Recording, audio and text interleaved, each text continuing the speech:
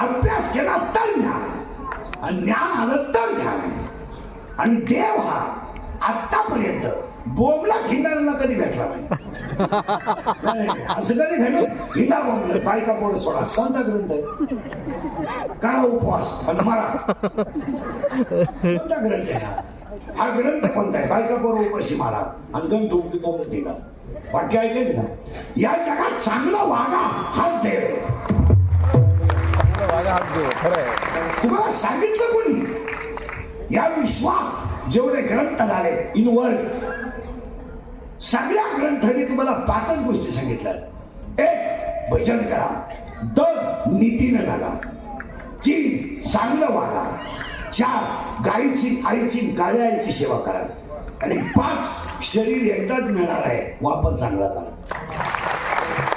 आणि हे केल्यावर तुम्ही करणार का? आपल्या डोळे गेले टीव्ही चालला आपले गुडघे गेले निर्णय गेले. मला एक बसलेली माणसं सांगा, तुम्ही आयुष्यभर जेवढी इस्टेट कमवली आता तुम्ही माझ्यासमोर बसलेले सगळे कोट्याधीश आहेत, तुम्ही एवढी कमवली, हिचा उपभोग तुम्ही कधी घ्या? 10 मिनिटं बसून घेतो, तुम्ही माझ्या प्रश्नाचं उत्तर द्या. एवढं तुम्ही जर कमवलंय, हिचा उपभोग तुम्ही कधी घ्या? बंगल्याच्या जिन्यात झोपाळा काढला त्यात बसणार कधी? आंघोळीसाठी टँक केलाय घरात, त्याच्यात आंघोळ करणार कधी? महिला मंडळ तुम्ही कपाटातल्या सगळ्या साड्या नेसणार कधी?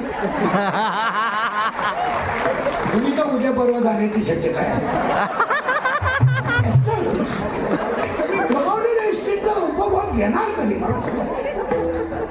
50 तर झाले, 50 तर झालं. शुगर आहे, बीपी एक झटका येऊन स्प्रिंग झाले आहे, मूळव्याधाचा ठणका, मूत खडा वळवळ, झोपताना गोळ्यांच्या डबाची फार ठेवायची गुणी उताना घ्यायची, जेवताना 3 गोळे, खाली बसताना पुन्हा उभं राहतात, काही ना बाथरूमला जाताना घरी इकडं खाला इकडं होतं. आता मला सांगा, एवढ्या सुंदर शरीराचं वाटोळा झालंय तरी आपण कमीतच राहिलोय. हा पहिला प्रश्न आहे. याचं चिंता घरी गेल्यानंतर झोपू नका, निवांत 5 मिनिटं बसल्यावर करा. या कीर्तनातलं प्रत्येक वाक्य ऐकायचं नाही, त्याचं 2 मिनिटं चिंतन करा. मी उत्तर द्यायची गरज नाही, तुमचं मन तुम्हाला उत्तर देईल. आणि दुसरा प्रश्न विचारतो मी तुम्हाला, तुम्ही एवढी रात्रंदिवस इस्टेट कमावली ही कुणासाठी? तुम्हाला तर फायदा नाही, हे तुम्हीच सिद्ध केलं. मोबाईल बंद करते, पण तुम्ही कुणाला कमावलं? मुलांसाठी.